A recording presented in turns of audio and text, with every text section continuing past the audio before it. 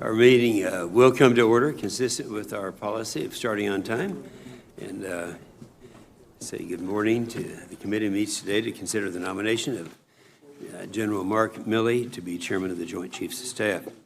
And we thank you for being here today and are grateful for your decades of distinguished service to our nation. We also welcome your family and friends and invite you at the appropriate time to introduce those that you feel are appropriate.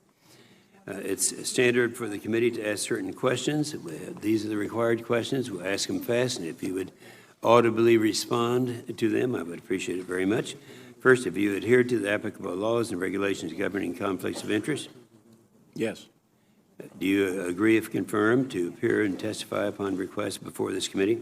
Yes, Chairman. Do you agree to provide documents, including copies of the electronic forms of communication in a timely manner when requested by a duly constituted committee, or to consult with the committee regarding the basis for any good faith delay or denial in providing such documents? Yes. Do you agree, when asked, to give your personal views, even if those are different from the administration? Yes. Will you ensure that your staff complies with deadlines established for requested communications, including questions for the record in hearings? Yes. Will you cooperate in providing witnesses and briefers in response to the congressional requests? Yes. Will those witnesses be protected from reprisal for their testimony or briefings? Yes. Have you assumed any duties or undertaken any actions which would appear to presume the outcome of the confirmation process? No. Very good. Well, this is, I've heard you say, and we've all said, I think individually in different forums, that we're in a threatened world. I believe is the most threatened we've ever been in before. Our main focus is counterterrorism, but today America's security challenges have grown to become more dangerous. The National Defense Strategy, which is this document that we have adopted for our guideline to be used, and we have adhered to it, is an excellent one. We're trying to maintain the integrity of that and to follow it closely. The National Defense Strategy makes it clear that strategic competition with China and Russia, not terrorism, is now our primary national security concern. China and Russia have passed us in key areas and are catching up with others. I will outline some of these areas. That's something that most Americans are not aware of, and it's one that we have to be aware of and have to communicate that to the public. And years of budget cuts have left our military in a crisis that will take some years to fix. General Milley, you have been nominated to be the principal military advisor to the President, the National Security Council, the Secretary of Defense, and to Congress. The chairman plays a unique and influential role in the U.S. national security policy, and so the chairman has an outsized impact on the state of civil-military relations. Appropriate civil-military relations are essential for a healthy democracy. We look forward to your views on this critical subject. The committee believes that the 2018 National Defense Strategy and the recommendations made by the National Defense Strategy Commission provide a solid foundation for how to prioritize our modernization efforts and how to position our global force effectively. We need a chairman who can advise civilian leaders on an integrated strategic approach to a wide array of global threats and the trade-offs between our strategic priorities. For example, more U.S. troops in the Middle East might help stabilize the region, but at what cost to the U.S. interests in Europe and the Indo-Pacific region? How do we sustain focus on the most important theaters, not just the ones that are the most recently in the headlines? Our civilian leaders are going to have to decide the answers to these difficult questions, and the chairman's best military advice is critical input in those decisions. That's you.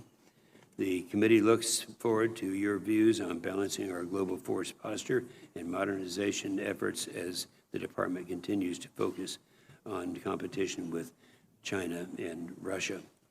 President Trump has supported the new national defense strategy with defense budgets that give our troops the resources they need. And the National Defense Authorization Act, which we just passed by this committee,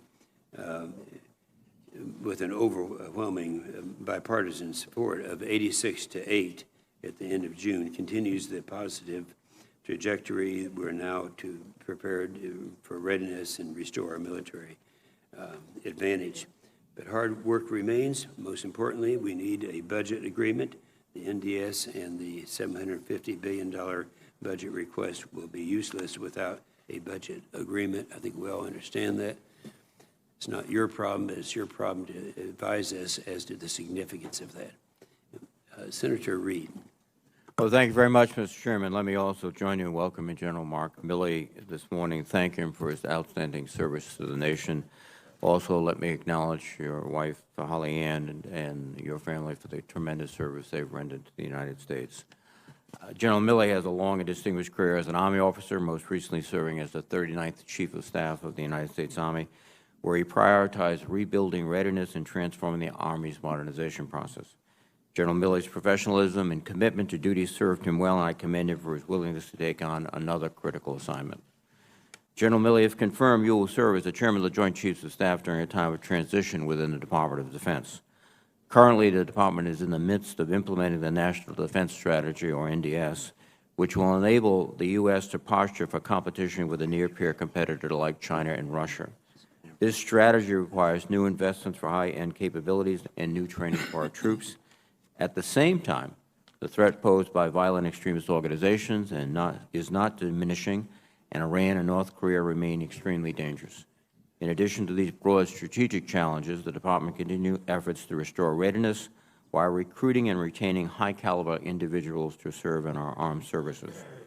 As the Department has grappled with these challenges, it has also been hamstrung by the fact that there has not been a permanent Senate-confirmed Secretary of Defense for nearly 7 months. And during this time, 2 different political appointees have helmed the Department in an acting capacity. In addition, vacancies are pervasive, I should say, across the most senior level, particularly in the civilian positions. Steady leadership at the highest echelons of our military is a necessity now more than ever, but I'm concerned that the constant turnover of senior civilian leadership within the Department has created uncertainty and disarray, and as a result, it may have unintentionally created a situation that could weaken civilian control of the military within the Department. I first raised concerns about civilian-military relations in the context of Secretary Mattis's confirmation to be Secretary of Defense. Most recently, the National Defense Strategy Commission also raised significant concerns about the current state of civil-military relations and encouraged the Department to take action to ensure decision-making remains in the hands of civilian leaders. General Milley, this morning, I hope that you will provide us with your views on the current state of civilian-military relations within the Department, and if confirmed as Chairman of the Joint Chiefs of Staff, what actions you intend to take to ensure this relationship remains robust and strong. The role of the Chairman is to serve as the principal military advisor to the President and the Secretary of Defense. As I previously mentioned, if confirmed, you will serve as the Chairman at a time in which our country is facing multiple threats from abroad. It had been my hope that as the President became more accustomed to the gravity of the office, he would over time become more conscientious and thoughtful with his comments. Unfortunately, that has not been the case. Instead, our foreign policy continues to discount the value of long-time alliances and careens from one crisis to the next, oftentimes driven by the President's personality and an apparent affinity for world leaders who do not share our core American values such as liberty, due process, and freedom of the press. General Milley, if confirmed, I'm confident your deep understanding of the national security threats facing our nation will be an asset to the President, and hopefully the military advice you will provide him will alleviate the risk of miscalculation and unintended consequences. Furthermore, if you are confirmed, I expect that you will continue to make it a priority to keep this committee fully informed on policy decisions impacting our armed forces and changes to our military strategy to counter the risks posed by our adversaries. Thank you again, General Milley, for your willingness to serve our nation. Thank you, Senator Reid. General Milley, we'd like to hear from you in your opening statement and any introductions you'd like to perform. Thanks, Chairman Inhofe. Appreciate that. And Ranking Member Reed, thank you. And distinguished members of the committee, good morning, and thank you all for the opportunity to appear before you today. It's a distinct honor and privilege to be nominated as the 20th Chairman of the Joint Chiefs of Staff, and I appreciate the time and support this committee provides to the men and women and the families of the total Joint Force.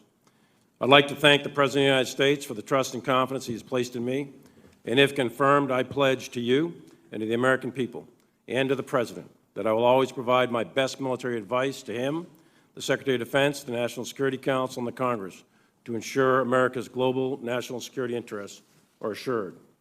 I'd like to take a moment to acknowledge the extraordinary service of the current Chairman of the Joint Chiefs of Staff, General Joe Dunford, who's been a longtime friend of mine, and his wife, Ellen. Chairman Dunford has inspired the men and women of our armed forces and conducted themselves with utmost professionalism and honor. If confirmed, I intend to use General Dunford's example and steadfast approach as a personal example for me to follow. On a personal note, I'd also like to thank my wife, who's here to my left, Holly Ann, for her love and support during our 35 years of marriage, multiple moves, and so much time as a single mom. Without her, I would not be here today. She, along with our daughter, Mary Margaret, and our son, Peter, have given so much to this nation, and I am forever thankful for their love and support throughout my career. They, like so many military families, have demonstrated incredible resilience, service, and sacrifice, enabling the men and women in uniform to continue to serve and protect this great nation.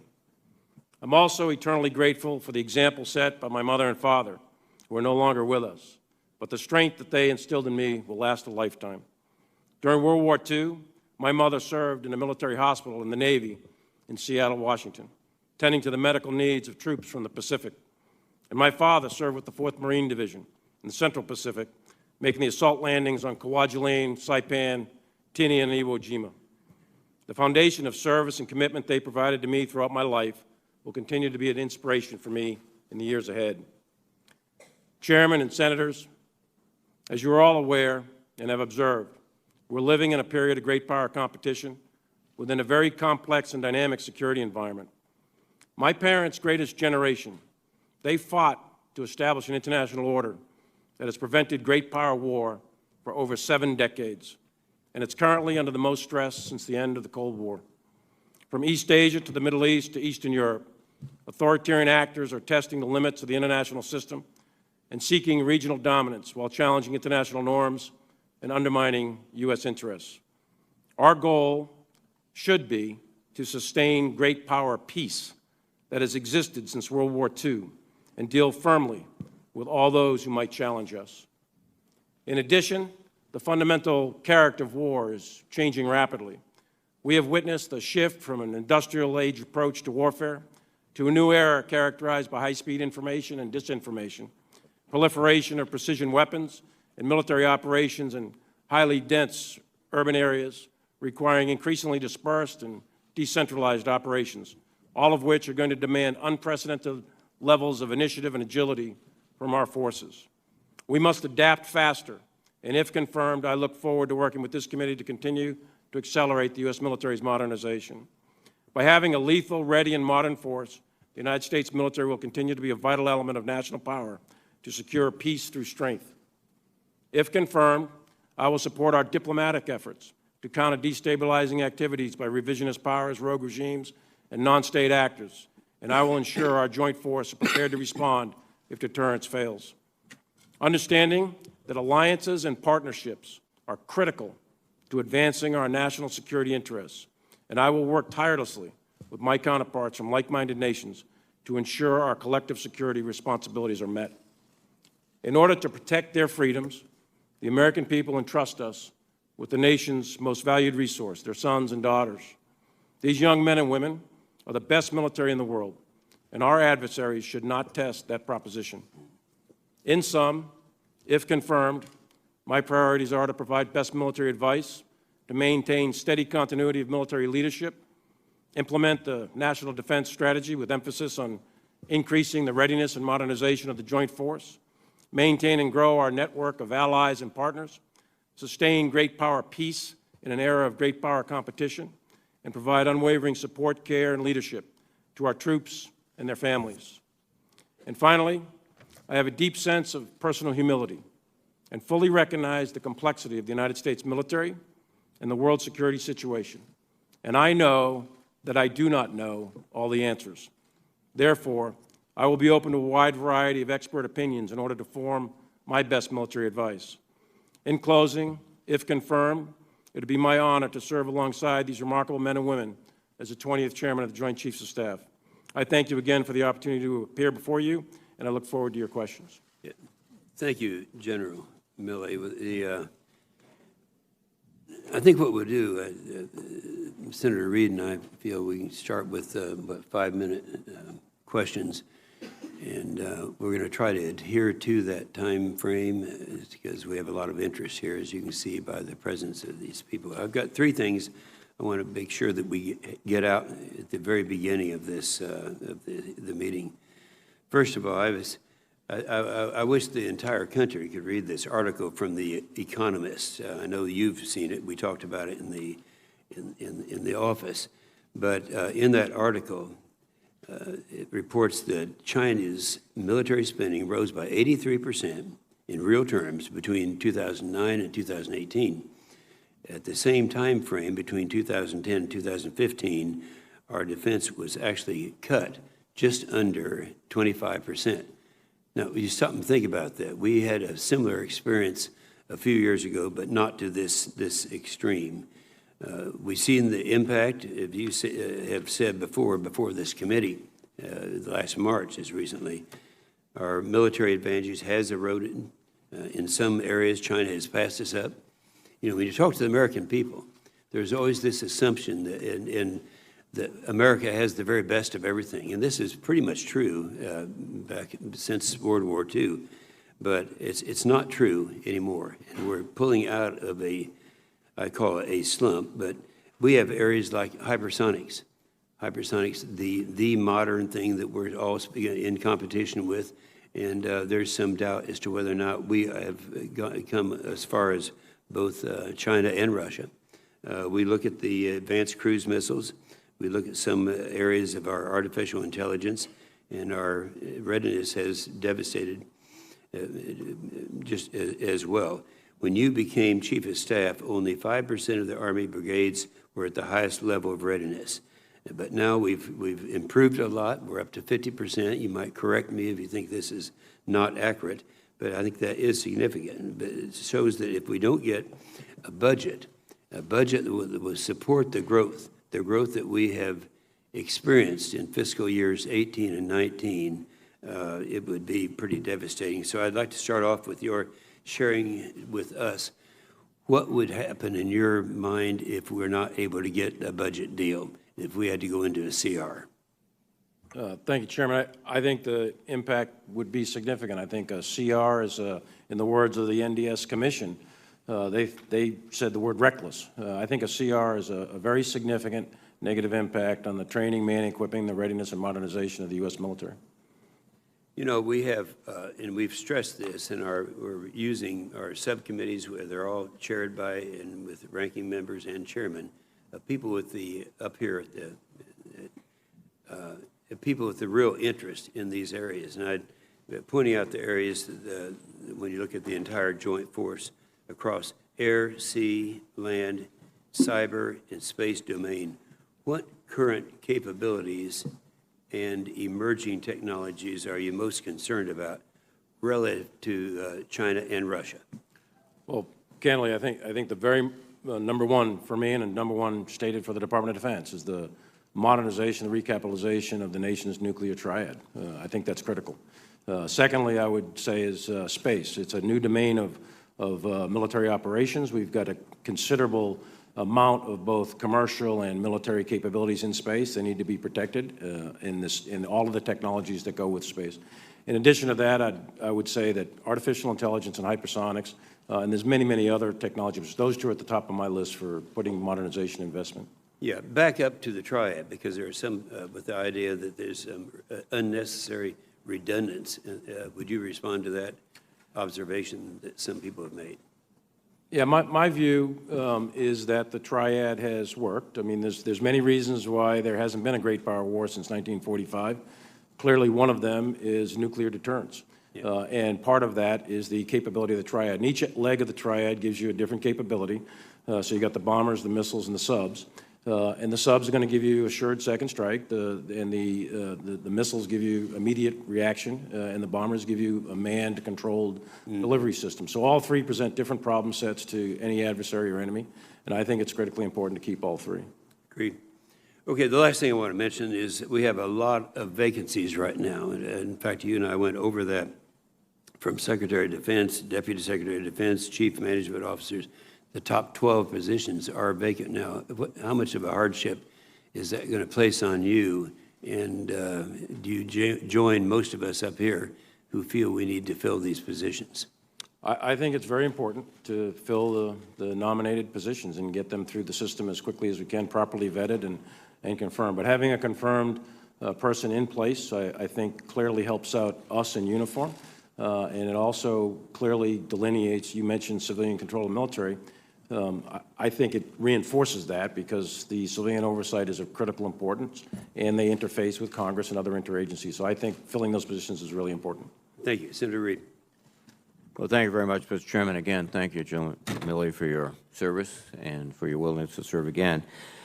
In your professional view, how would a military conflict with Iran impact the priorities outlined in the National Defense Strategy? I'm sorry, I didn't catch the first part of that. Excuse me. In your professional view, how would a military conflict with Iran impact the priorities outlined in the National Defense Strategy? Sure. Well, the priorities in the National Defense Strategy that is written, and that is an authoritative document for us within the Department of Defense to follow. It clearly states that China and Russia, great power competition, China and Russia are what we should be looking at in terms of training, manning, equipping, and preparing. But in addition to that, we have to deal with North Korea and Iran and violent extremists.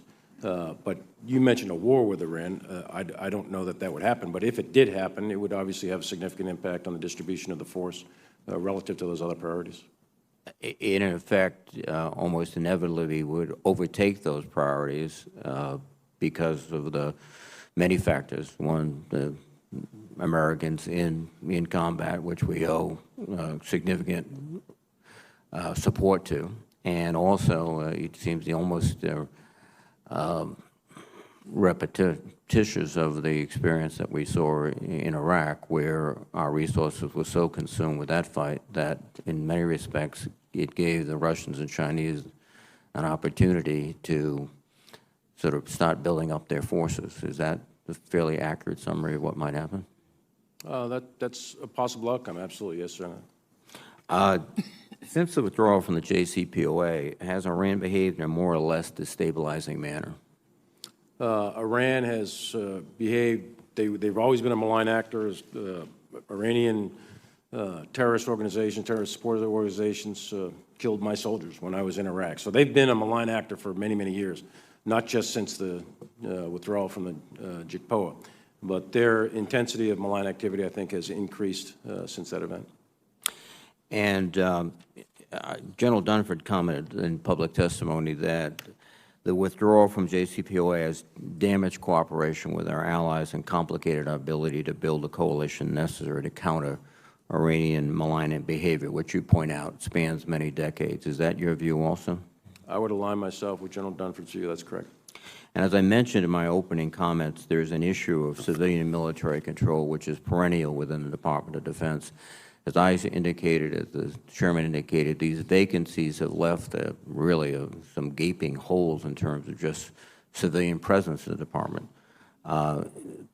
Presumption we will fill these quickly. We need the President to nominate qualified individuals, then we can fill them.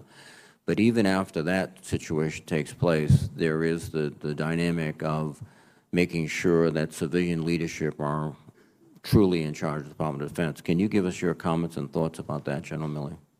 Well, from the perspective of the Chief of Staff of the Army, I did not, and I read the NDS Commission comment on that. I didn't see it in the Army. I think we had very firm civilian control of the military without question, and it's been a longstanding principle since George Washington at Newburgh, New York, established that many, many decades ago. So no issue in terms of civilian control of the military in a real sense of like we wouldn't do what we were told to do sort of thing. But in terms of the effectiveness and the efficiency of the department, it would be much better to have the nominees fully vetted and confirmed, because that gives us much more effectiveness in terms of dealing with our adversaries, our allies on the Hill, American people, and so on and so forth. So I'm very much in favor of getting them through the process and getting them confirmed. Invariably, when we talk about any of the issues that confront us, the serious issues, we talk about a whole of government response, which reinforces the need, first, as you've just indicated, to fill vacancies in the Department of Defense, but also I will note that there seems to be a significant number of vacancies in the State Department and other areas which you work with on a day-to-day basis.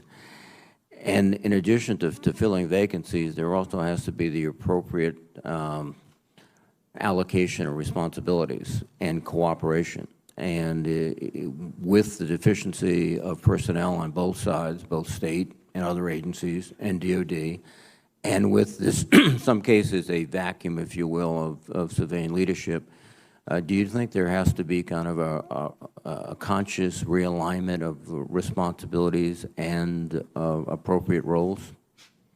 I don't know if there needs to, I'd have to give that a considerable amount of thought to think if this needs to be roles and responsibilities realignment. But I do think that across the board in the interagency, it would help if we had a full-up bench of confirmed nominees. That would definitely help. Thank you very much, sir. Thank you. Senator Wicker. Thank you, Mr. Chairman. General Milley, thank you for your service. I think you're the man for the job. You're signing on at a pivotal moment in the history of our country, and I appreciate you doing that. Let me refer back to the article from the June 29th issue of The Economist. And, Mr. Chairman, if it's all right, I'd like unanimous consent to insert into the record at this point the article that you mentioned too, called Army Dreamers, on page 36 and page 37.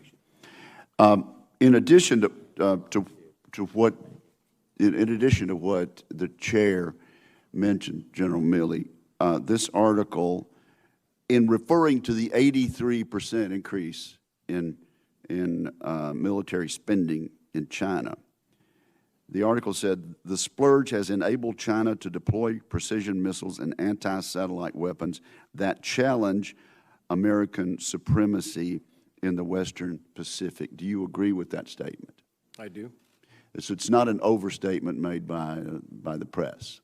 No, I don't think so. I think China has, for going on 30, 35 years now, have embarked upon what they refer to openly in the media in their speeches as the China dream, and that is to be at least a peer competitor, world-class military with the United States military by the mid-2030s. Okay. And they want to have the capability to defeat us by mid-century. So they're moving out on that in all the domains and all the different capabilities. And indeed, the article says what you just said about mid-century.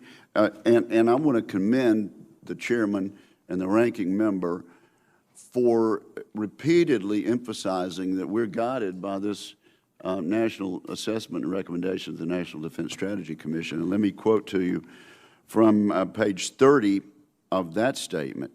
The contrast between Chinese and American investments in technology and manufacturing is stark. Since the enactment of the BCA in 2011, the United States has lost roughly 17,000 prime defense vendors because of a lack of sufficient and predictable funding for defense. That's a correct statement, is it not, General? I believe it is. I have faith in that report's data. More broadly, an estimated 60,000 factories have closed as China's own national security innovation base has grown markedly. The cumulative result has been to significantly diminish the superiority in innovation manufacturing that has long been critical to America's military edge. So this is not some alarmist. This is a bunch of our top defense and national security strategists, and I'm, again, heartened by the fact that the chair and the ranking member are guided by this. We passed a National Defense Authorization Act, and we did so by 86-7. If we get through conference, send that to the President's desk, but don't pass a defense appropriation bill, what will be the effect of that, General Milley? I believe it'll have very negative and significant effect, significant effect in terms of training, manning, equipping. I think you're going to have issues with procurement, new starts, and delays of acceleration of programs that are already there. I think your research development, science, technology, the modernization we're talking about to face the challenge of China in the future or any other country in the future, I think all of those will be negatively impacted unless we get the full budget passed. All of those things stop in their tracks November the 1st because it's against the law. That's right. Now, if we say, let's have a 1-month CR, some people might feel that's just a continuation of level funding for a 30-day period so we can get things worked out. There's way more to it than that. Is that correct, General Milley? There is more to it than that, and in addition to the tangible effects, things like training, manning, equipping, there's intangible effects, like the message it sends not only to adversaries and allies, but also to the soldiers and sailors, airmen, and Marines that are out there. Those are also negative impacts. And when we then finally get an appropriation bill, and I certainly hope this doesn't happen. I hope we can be the governing bipartisan adults that we need to be. We get back to finally an appropriation bill. There's a cost to getting back to normal, isn't there? That's correct. I mean, we're not going to dig ourselves out of a hole after 2 or 3 years of healthy budgets after 10 or 15 years of decline. So this has to be a sustained, predictable, adequate, and timely funding over time. And it's very difficult. It's very expensive. I recognize that. But the cost of not doing it is much more expensive. Thank you, sir. Thank you, Mr. Chairman. And thank you, General Milley, to you and your family for being willing to consider taking on this difficult challenge at a time when there is so much going on in the world and the role of Chairman of the Joint Chiefs is so important. I want to just pick up on what Senator Wicker said, because I think the understanding that all of us have is that it's very important that we get a budget agreement. So I hope the message goes out to the leadership of the House and Senate and to the White House that we need a budget agreement, and that means compromising, and that everybody's got to give a little in order to do that. So I want to share the concern that Senator Wicker is raising. I also want to go back to the comments of both the chair and ranking member about the openings that currently exist within the Department of Defense. As you and I have discussed, that sends a very negative message to the men and women who are serving in our military, and a message to our adversaries about the commitment we have and about the opportunities that might exist for them given the vacancies within the Department of Defense. So I'm pleased to hear your commitment to doing everything you can to make sure that those vacancies are filled in as timely a fashion as possible. When you and I met in my office last month, one of the things that we discussed was the issue of ISIS detainees in Syria. This is something that I'm concerned about for 2 reasons. One, because, as you may remember, James Foley, who was murdered by ISIS terrorists who are suspected to be called the Beatles now. He was a constituent of mine, and so I have followed very closely what's gone on with these 2 detainees who are currently in Syria. But I think it's also a broader issue because we have hundreds and thousands of ISIS fighters who are being detained, many of them foreign fighters whose future is unclear, and it's not clear who's going to be responsible for detaining them and what happens to them and what potential threat they could pose to Europe, to the United States, and to the Middle East if they are released. One of the things that is included in the Senate-passed defense bill is an interagency ISIS detainee coordination position to help focus on the situation with detainees. If confirmed, will you commit to doing everything you can to ensure that this new position is properly resourced and that it gets the attention that this issue needs? I will do that, and I do want to just take a moment. And James Foley was that was a horrible, brutal act and the people who did it were, many of them, held accountable. but that's not complete yet.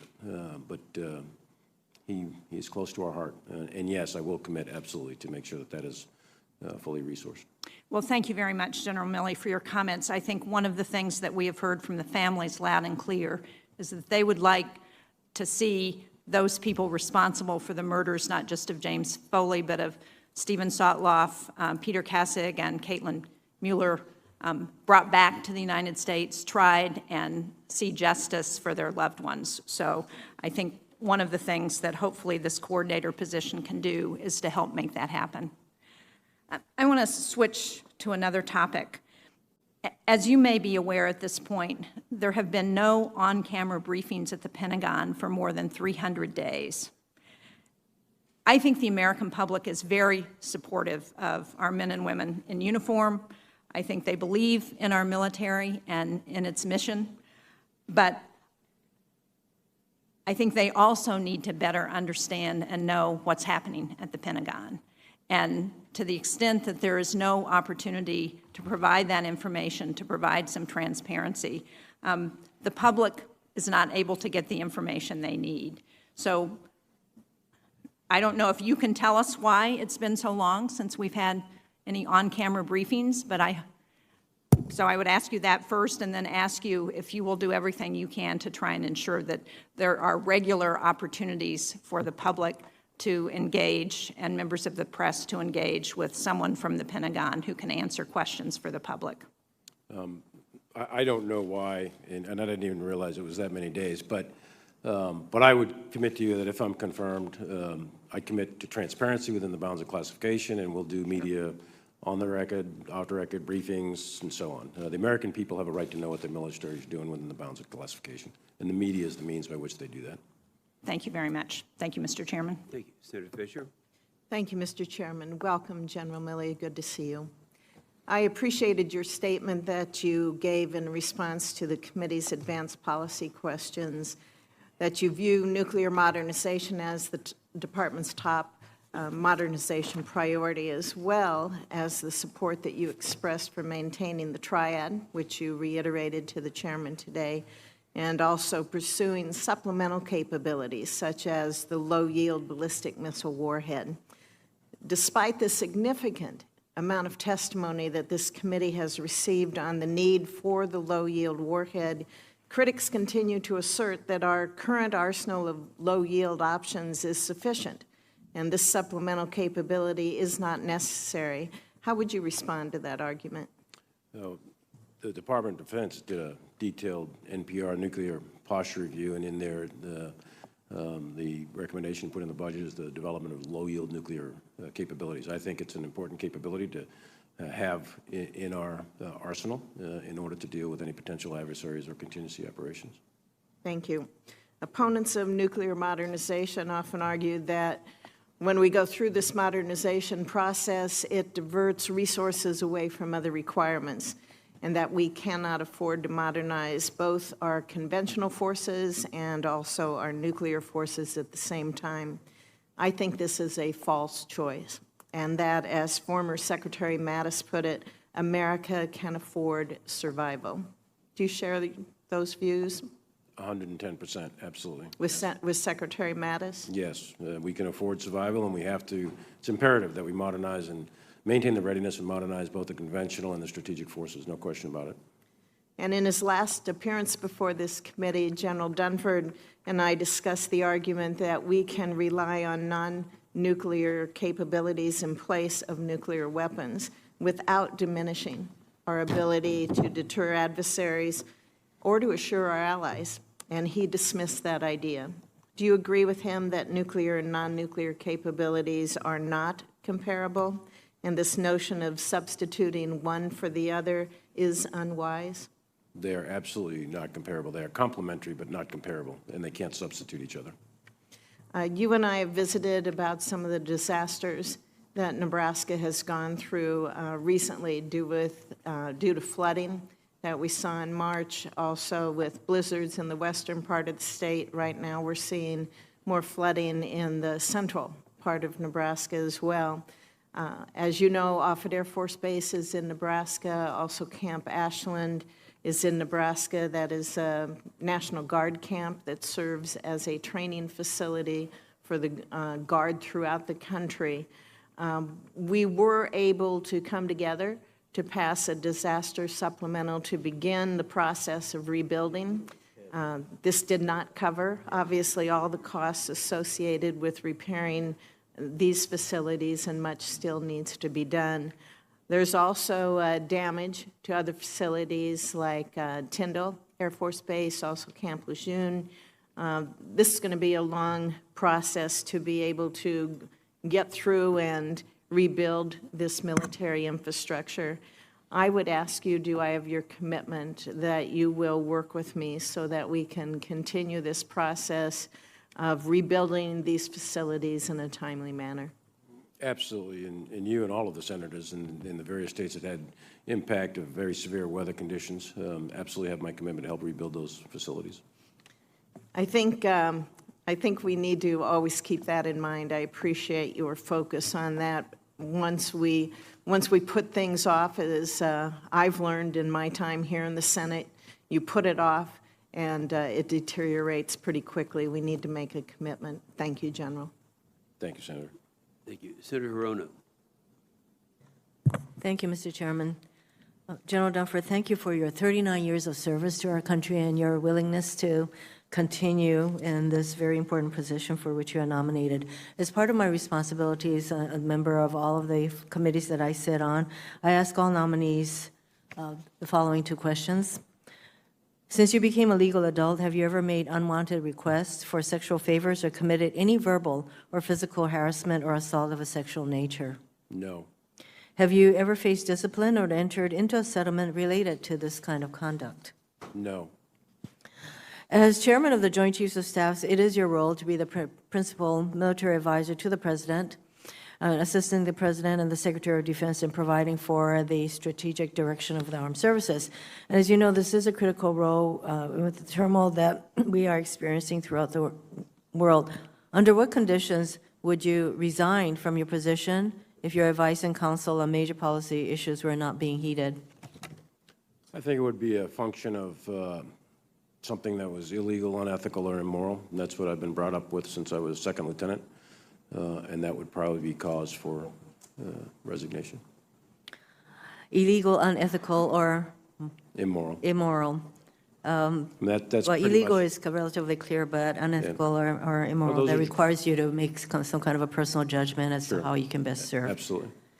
So the sub-military conflict space known as the gray zone refers to the conceptual space in which countries take actions that lie somewhere on the continuum between warfare and peaceable relations. It is a space that Russia and China appreciate and exploit. How should the U.S. counteract Russian gray zone activities across the globe, and what capabilities does the U.S. need to effectively respond to these types of activities in the gray zone? Yeah, the gray zone, the term gray zone, of course, is referring to asymmetric capabilities that are operating below the level of outright armed conflict. And that happens every single day, actually. Yes. And the capabilities that we're going to need to develop and maintain and sustain, many of which we already have, are cyber capabilities, our intelligence, surveillance, reconnaissance capabilities, our information operations capabilities, and our special operations capabilities. There's many conventional capabilities in Navy, Air Force, Marines, Army, that are also useful in those capacities, but those are the principal ones that I would want to make sure that we sustain and invest in. And are we putting enough resources into these tools? I think in the proposed budget, it's balanced, but I would like to see more in terms of some of the higher technologies for the research and development and to set the conditions for the 2030s and beyond. Things like artificial intelligence, I think, will become critical in that particular area. In January of 2019, the Supreme Court issued an order allowing DOD to implement this administration's policy prohibiting some transgender persons from joining the military, and this new DOD policy took effect on April 13, 2019. Are you implementing this policy? We And are. so how? How are you identifying those persons to whom this policy should apply? Well, there's two categories. One is if they're in service, and the other is if they want to come in service at sessions. So first of all, it's not a ban because a person from civil society can try to come into the military and become a soldier, sailor, airman, or Marine. And when they enter into the process, they'll go through medical and physical exams, et cetera. If they identify as transgender, then they can apply for a waiver if they have gender dysphoria, which is a medical condition. And that waiver, like all the other medical waivers that we grant, will be evaluated by medical professionals to determine if they meet the standards to come in. And if you're in service, same thing. If you were in service and identified and had your gender markers changed prior to 12 April, then you've been grandfathered and you can continue to serve. So basically, I mean, it is already hard enough to recruit people since so many of the young people do not, and some 75% of our young people don't even qualify to join any of our services. So I would think that one of the major concern will be whether they have they meet the medical standards and the other criteria. Were it not for the fact that the president imposed this policy, would you be implementing such a policy? I think that, in my view, we're a standards-based military, as you point out, and we're concerned about the deployability and the effectiveness of any of the service members. And so if you meet the medical, the behavioral health, the conduct standards and the physical standards, et cetera, then it's my view that you should be welcomed in and allowed to. So that sounds like a yes, because as long as there's nothing inherent in a person who is transgender that would prohibit this person from being able to serve in the military. I don't believe there's anything inherent in anyone's identity to prevent them from serving in the military. It's about standards, not an identity. Thank you for that. I have some other questions that relate to sexual assault and what you're going to do to continue to address the scourge of sexual assault in the military and in our academies. And I just would like to have your commitment that you will continue to focus on what we need to do in this area. It's an incredibly difficult and complex problem. You have 110% commitment. And I believe that the solution ultimately resides with commanders and commanders applying and enforcing good order and discipline standards and being held accountable to those. Thank you. Senator Cotton. Thank you, General Milley. Thank you, Mrs. Milley, for your service to our nation. Let's continue along this line of questioning about standards for senior officers. You said you would be compelled to resign if you were asked to do something illegal, unethical, or immoral. That's consistent probably with the oath you took as a second lieutenant not to obey orders that were illegal, correct? That's absolutely correct. That's the standards we expect for every officer. The standard I expect. In contrast to our enlisted, who do take an oath to obey orders of those appointed above them, unlike officers who we expect to have a higher standard. Frankly, I would expect any soldier, sailor, airman, Marine, regardless of rank, not to obey an illegal, immoral, or unethical order, even at the risk of their own life. That's different from a unwise or ill-advised order, correct? Very much different than ill-advised. Absolutely. It's a Nuremberg standard. You can't hide behind, I was ordered to do it. So what the President should expect from you, what the Secretary of Defense should expect to you, what the nation expects from you is you always give your best professional military judgment. Correct. Always. And that you will then implement lawful orders even if you disagree with them personally or think they might be ill-advised. Absolutely. Is there any department in the government where that's more important that it be done? I will render best military advice, and there's no department more important, I think, than the Department of Defense to execute orders if they're legal, moral, and ethical. And if the American people elected civilian control of the military will provide our advice, will provide course of action, we'll talk about risk and consequence and so on and so forth. When the decision maker makes a decision, it's our job to execute. Probably a little more room for debate at the USDA than there is in the Department of Defense. Let's move back to what Senator Reid said earlier about Iran.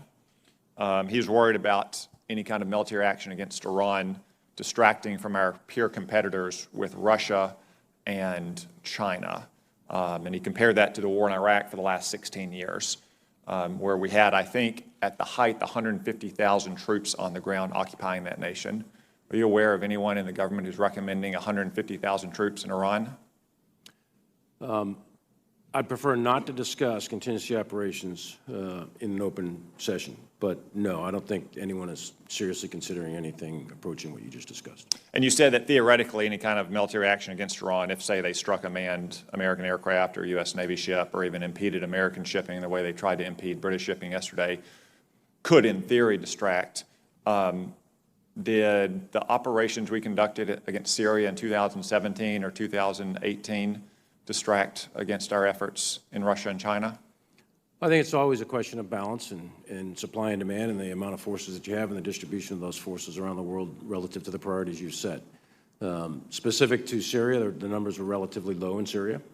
So, no, I don't think they had a significant negative impact for operations. Or what about the kind of operation we conducted against Libya in 1986 for a terrorist bombing against American troops? Or that Ronald Reagan conducting against Iran for striking an American frigate?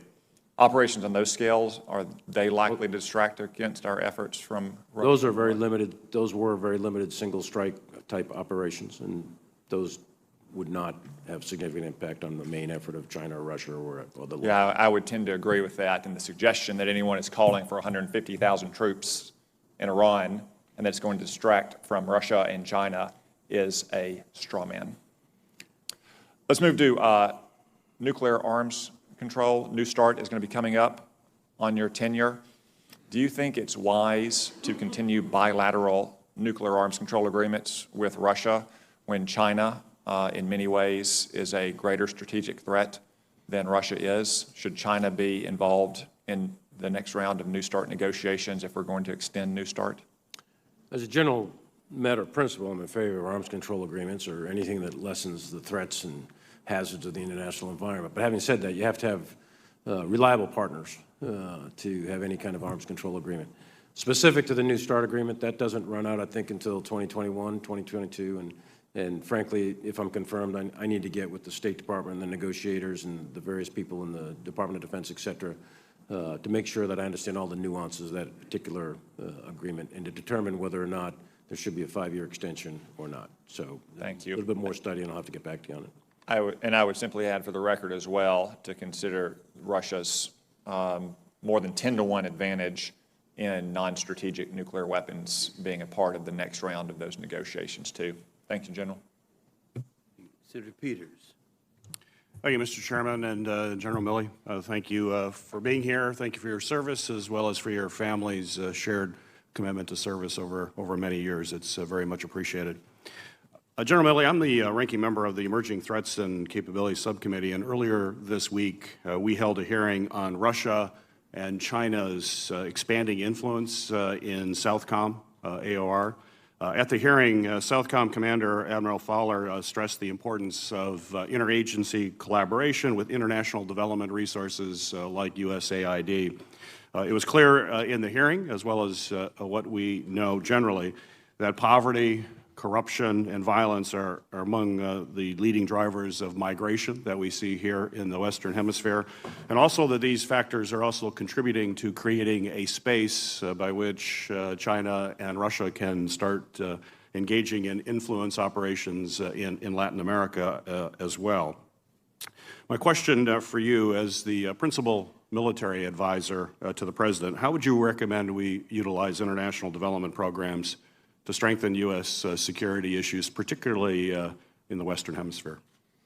I think, and I've traveled many, many times throughout Central America and South America, et cetera, and regardless of region, I think the U.S. foreign assistance programs are important to achieve U.S. interests, but also to help nations establish some sense of stability within the confines of their country. Specific to the area you're talking about, these countries are plagued with significant poverty, significant violence, corruption, and so on and so forth. And that drives, in many ways, the push factors for people to immigrate that we see at the southwest border. So I think it is a security imperative, and I agree with Admiral Fowler that we probably need to do a little bit more with respect to some of the countries down there and help them in their internal security situation. So the fact that the Trump administration has decided to cut foreign aid to the Northern Triangle countries is something that you would advise that he should reconsider?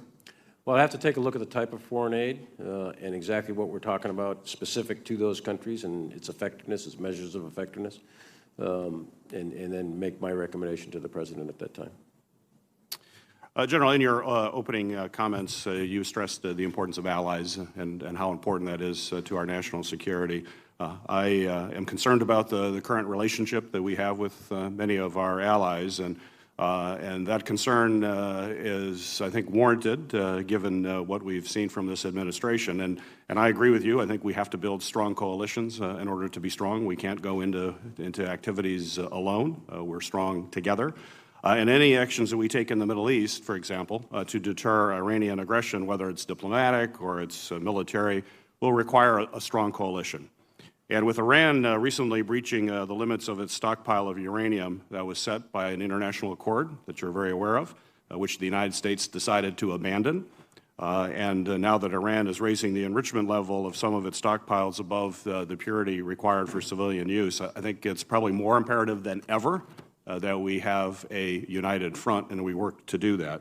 Given what has been happening in the Straits of Hormuz, I have a specific question for you, General. A recent New York Times article stated the current chairman, General Dunford, is proceeding with plans to assemble a coalition of nations aimed at deterring what he called Iranian threats to shipping in the Persian Gulf, which, of course, are very evident. Have you been participating in this process to build this coalition, and could you provide us an update on what's happening, and if confirmed, what would you do to strengthen those coalitions in the region? I'm aware of the developments in the negotiations. I have not been a personal participant in those as the Chief of Staff of the Army, but I'm aware as a member of the Joint Chiefs of Staff. That primarily is being done by the Chairman and the Joint Staff, along with the State Department and the Department of Defense in coordination with Central Command. I'd like to, in the remaining time here, hear some thoughts on how you would continue to prepare for multi-domain operations. Under your leadership, you authorized the development of MDO for the U.S. Army's multi-domain operations. I know the Army has stood up a multi-domain task force pilot program and will bring this forward. Could you share some lessons learned from your efforts of the Army and how you intend to incorporate some of that across all of the services, if confirmed? I will. The multi-domain operations is really a concept at this point. It's not yet doctrine. I expect it to be doctrine within perhaps a year or two for the Army. And what it fundamentally is saying is that ground forces, air, naval forces, all of us are going to have to operate in what we think are now the 5 domains, the space, cyber, ground, air, and maritime, all at the same time, in order to achieve advantage over an enemy. And it's very, very complicated and very difficult and challenge for commanders to do that. So we're looking at both not only the doctrine, but the organization, the equipment that's going to be needed to operate in all those 5 domains of warfare. We've got an experimental unit called a multi-domain task force operating in the Pacific right now. We stood up another one that's going to operate in Europe. So these are experiments, prototypes that we're trying to draw some lessons learned. Some of the key lessons learned we've got so far is the likelihood, the probability of much greater increase in dispersion and decentralized operations in the event of a war against a near-peer competitor. Another one is the vulnerability of the network, the communications, command and control communication network. We've got to do a lot more to make those more resilient. And there's many, many other lessons learned. I can give you a detailed briefing on that if you'd like it at a later time. I'd look forward to that. Thank you, General. Thank you. Senator Sullivan. Thank you, Mr. Chairman, and General, congratulations, and thank you for your service and to your wife and family, and I also appreciate your acknowledgement of General Dunford's service. I agree with you on the exceptional job that he's done. You have big shoes to fill, but I certainly believe you're the officer to do so. I just wanted to comment very quickly. I wasn't going to do it, but my colleagues on the other side of the aisle have talked about these vacancies. I agree we need to fill the vacancies, but none of them have mentioned the unprecedented obstruction that they've undertaken under Senator Schumer's leadership to block and put 30 hours of debate on almost every Trump administration nominee. So let's do this. Let's get the vacancies filled, but let's quit the obstruction. I think that's a good way to work through this, but it's an issue that doesn't get enough attention. The issue that Chairman Inhofe also raised, which I think is an important one with regard to readiness, he mentioned 5% of the brigade combat teams, I think it was 3 out of 58, were at the highest level of readiness in 2015 when you took over. You've done an outstanding job of digging out of that hole by the Obama administration and sequestration when we cut defense spending by 25% from 2010 to 2015. General, I know you've read this book, This Kind of War, by T.R. Fehrenbach. Can you talk to me about just what you see as with regard to what was in this book, highlighting how thousands of American soldiers were killed and wounded in the summer of 1950 because of lack of readiness and training? And if confirmed, will you commit to this committee to make sure we never get near that level of a lack of readiness that killed so many of our soldiers that summer? Thanks, Senator. That book is a wonderful book to read, and there's many others on the Korean War. And you may or may not know it, but General Dunford's father fought in the Korean War and is a Marine veteran of the Chosin Reservoir. And that first summer was a horrible experience as we come out of World War II in 1945. And between 1945 and 1950, we went from the greatest military in the world of something like 8 to 10 million soldiers and 50,000 aircraft and so on and so forth. And then ripped ourselves apart in a very short period of time in 5 years, so that when the summer of 1950 comes around, we deployed forces, and of course the first force was an Army Force Task Force Smith, and it's tragic, it's horrific, from July all the way to December. Lack of training, lack of funding. Lack of funding, lack of readiness, equipment, ammunition, all of that stuff led to the deaths of tens of thousands of American soldiers, sailors, airmen, and Marines. It should never happen again. It's been drilled into all of us since we were lieutenants, never to let that happen. Well, I commend you for your focus on that and ask you to make sure all your civilian and military counterparts have read this book when they come under your command. But I do want to get your commitment that with regard to training, there's sometimes pressure for you to reduce the levels of training, that you will commit to this committee to keep the highest standards of training for our military. Can I get your commitment on that, if confirmed? As you and I have discussed, there's two areas where I believe the Pentagon has not focused enough of its attention. Two key strategic areas are force posture in the Asia-Pacific and the strategic great power competition taking place in the Arctic. If confirmed, will you work with this committee? We have a provision in this year's NDAA to look at our force posture in the Asia-Pacific to make it fit with the great power competition, the national defense strategy, and the rise of China? I will. If confirmed, I'll absolutely take a look at it. It's a critical region. Same thing with the Arctic, by the way. I think we need to really take a hard look at the Arctic as to what's happening. Let me just talk about that for a minute. You know, there's almost daily headlines. Mr. Chairman, I'd like to submit this for the record. Just in the last 3 months, there's been several articles about the expanding Russian and China influence in the Arctic. Secretary Pompeo gave an excellent speech recently at the Arctic Council about the great power competition.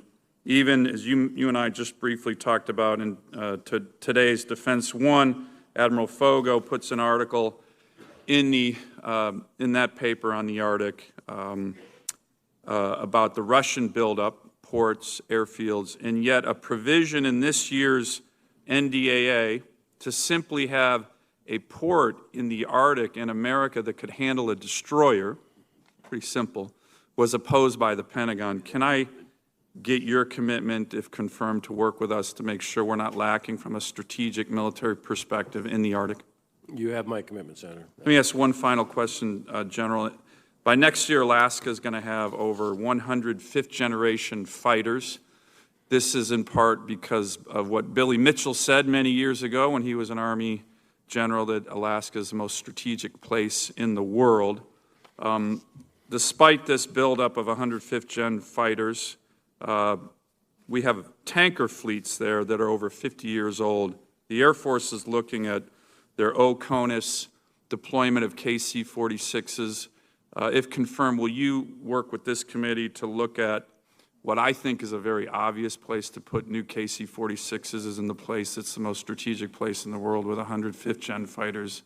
That would be Eielson Air Force Base. Can I get your commitment to work with the committee on that? If confirmed, I will definitely work with that and look at it and make my recommendations. Thank you. Absolutely. Senator King. Upholding the legacy of Chairman McCain, I have to point out to the senator from Alaska that Billy Mitchell was court-martialed. But I think it was rescinded later. Also, in connection with the question of nominations, I've recently become aware that there are some 16 vacancies in the Department of Defense at senior levels that haven't been nominated. There's no obstruction of somebody that hasn't been nominated. The failure here in terms of the leadership of the Department of Defense is not with the Congress. We have to have nominated candidates, and as you know, we have a series of vacancies. I can understand your frustration on some other areas, but this isn't one of them where the Congress is causing any any slowdown in terms of the filling of these vacancies. General Milley, given the risks that you've articulated and that the National Defense Strategy articulates, I consider your job the second most important in the United States government, because we are living in a dangerous world. And your position as principal advisor to the President in a time of heightened international tension and risk is incredibly significant and important. You know what my question's going to be. What is it? Guess what my next question will be. Probably the same one you asked me when I was nominated to be the chief. Are you going to be intimidated? That's the question. What's the answer? Absolutely not, by no one, ever. I'll give my best military advice. It'll be candid, it'll be honest, it'll be rigorous, it'll be thorough, and that's what I'll do every single time. I believe that, but I think it's very important to emphasize the Oval Office is an intimidating place. The President of the United States is the most powerful leader in the free world. And to be able to be willing to say, Mr. President, you're wrong about this, or this is the consequences if it's something that he or she doesn't want to hear. It's just, there's no more important responsibility in your career that you will have had to make that statement. I have confidence that you will do that. You said to me 4 years ago, no one intimidates you, and I believe that, but I just want to refresh your recollection on that point. Senator, and I would say it applies to General Dunford and most of us who've seen a lot of combat. We've buried these soldiers. Arlington is full of our comrades, and we understand absolutely full well the hazards of our chosen profession. And we know what this is about, and we are not going to be intimidated into making stupid decisions. We will give our best military advice regardless of consequences to ourselves. Thank you, General. That's reassuring, and I have confidence that that's the case. Let's move to a more specific question about Afghanistan. I've been hearing for years on this committee, there was a debate about calendar-based withdrawal and conditions-based withdrawal. What conditions do you see that would justify withdrawal from Afghanistan? When do we call it enough is enough? I think that the war in Afghanistan, at least American participation in the war in Afghanistan, comes to an end when our interests are met, and I think that'll be met through a negotiated settlement with the Taliban.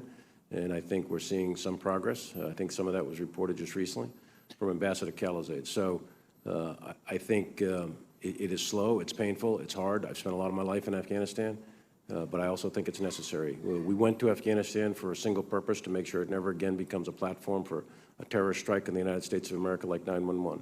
There hasn't been one, and we've been successful to date. It is hard, though, but I think the conditions at the end of the day will be a negotiated settlement with the Taliban.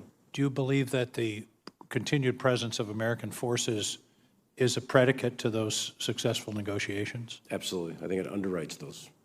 So if we pulled out prematurely, it would undermine the possibility of a successful negotiation. I think pulling out prematurely would be a strategic mistake. Similar opinion in Iraq and Syria? Different conditions, different situation.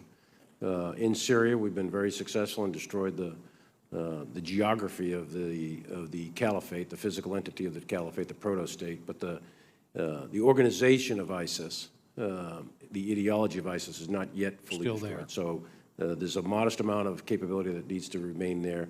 And the same thing with Iraq in order to maintain stability in Iraq. General, thank you for your testimony. Thank you for your service. I don't think there's anyone that I have met in my work here that I have more confidence in the position that you're about to embark upon. Congratulations and thank you. Thank you, Senator. Senator Perdue. General, thank you for being willing to do this, and thank you for your career. I'd like to go back to something the chairman mentioned right up front. You and I have talked about privately, both in this confirmation and in your prior one. General Mattis said that the greatest threat to national security is the federal debt. And you talk about that a consistent funding of the military and the dependence upon that could make a dramatic improvement, not only in readiness, but in moving to a new national defense strategy. Yet there are some who are talking about a one-year CR right now for next year. And it looks to me like there's several ramifications. I'd like to add a little more color to this. First of all, a one-year CR would delay the pay raise for our women and men that the President has asked for, and I think even the House proposal is considering. It would delay 1 full year the implementation of the new defense strategy, which would mean that next year we would be operating under a defense strategy that was developed 3 years ago by the prior administration. It would slow down and reverse a lot of the benefits that you guys have gained over the last 2 years in readiness. It would absolutely slow down for 1 full year a lot of the new programs that you've already approved and we've already approved for recapping and modernization that you just talked about. The thing we haven't talked about is rationalization. You guys have already found at least $4 billion of programs that you don't want to spend money on that a one-year CR would require you to spend on. Right. Would you add a little more color to exactly how draconian this is to the long-term effectiveness of our defense, and realize that last year was the first year in a decade that we have not asked the military to start the fiscal year under a continuing resolution. The supply chain got consistent. That has one contributor to how you guys have improved readiness over the last year or so. I'd love you to add a little more color to that for this committee. Just briefly, Senator, the one-year CR, at least to my knowledge, has never actually been done. That's true. And so we're actually, I think, would be in uncharted territory if we went there. And CRs in general, I think, are a very ineffective and inefficient use of the taxpayers' dollars. And we're all supposed to be stewards of the taxpayers' dollars. We're keenly aware of that. But with CRs, what ends up happening is, at least my experience has been as a Chief of Staff of the Army, is the price points of products and services go up because you can't guarantee your cash flow to the industrial partner that you're working with, the commercial partner that you're working with. So I think CR in general, 1 year or 1 month is a poor way to do business. Having said that, I think that the CR would have negative impact as in terms of training, manning, and equipping, procurement, modernization, spare parts, maintenance, end strength, pay and benefits, et cetera. I think those are the real tangible pieces, but there's an intangible as well, which is the message it sends to adversaries, allies, and most importantly, in my view, the soldiers, sailors, airmen, and Marines of the Joint Force. I think it sends a terrible message to them. Yes, sir. Over the long term, do you agree that China and their regional rebuilding of their military is probably the largest of the 5 main threats that we have facing the country going over the long term? I think absolutely. I think China is the main challenge to the U.S. national security over the next 50 to 100 years. I think it's I think some historian in 2119 is going to look back at this century and write a book, and the central theme of the story is going to be the relationship between the United States and China. Yes, sir. Do you think we can win the next arms race if it's mano a mano between the United States and China? Well, I hope we don't have an arms race, Senator. With regard to their Belt Road Initiative and their Made in China 2025, my experience with that part of the world, having lived over there, is that they generally, historically, don't tell their adversaries what they're going to do unless they've made a determination that they either don't have the wherewithal or the will to stop them. When they published Made in China 2025, do you interpret it that way? I do, and they're using trade as leverage to achieve their national security interests, and the One Belt Road is a part of that. Yes, sir. It's part of a broader program. Specifically, with regard to what they're doing with port investments around Africa and the Indian Ocean, but also in South America as well. There are over 50 port investments that they've made with proprietary loans. We now see in Colombo, Sri Lanka, and also Karachi in Pakistan, where they've actually foreclosed and are now militarizing those 2 ports. In addition to what they've done in Djibouti, what's your plan as chairman to address that sort of global expansion with regard to the PLA and their commercial interest as well? I think China has expanded throughout all the regions of the globe, and they're in clear competition. They're primarily in competition for resources in order to build and improve their military and in order to fund and fuel their economy. I think that what we need to do is continue to uphold the norms of the international order that's been in place for the last 7 decades. Yes, sir. And where those are violated, stand up and be counted against it. Well, you have my full support, sir. Thank you for being willing to do this. Thank you. Thank you, Mr. Chairman. Senator Blumenthal. Thank you, Mr. Chairman. General Milley, thank you for your service to our nation and your families as well. It has been extraordinary over many, many years, and thanks for your conversation with me and my office recently. And I am going to proudly and strongly support your nomination, not only because of what you said, but what you've done throughout your extraordinary career. You identified the nuclear triad and space as two areas that require modernization, but I know that as an infantry leader, you have a deep concern about the families and servicemen and women who serve in our nation. They are our major resource, in my view, despite all the new forms of hardware and new bright, shiny objects that may be in space or on the battlefield. At the end of the day, it's people who matter most in our military. And so I want to ask you about military housing. Not glamorous, not sexy, but essential to the assurance that we recruit and we retain the best, because if we don't provide adequate housing to our military and adequate compensation and guarantee of retirement and educational benefits, we are going to be a lesser nation for it. As you know, the NDA includes some critical and comprehensive reforms to the military housing privatization initiative that will enhance accountability and oversight and prioritize families and ensure long-term quality assurance. These provisions, which were supported and advanced by many of us, require a tenant bill of rights to be developed.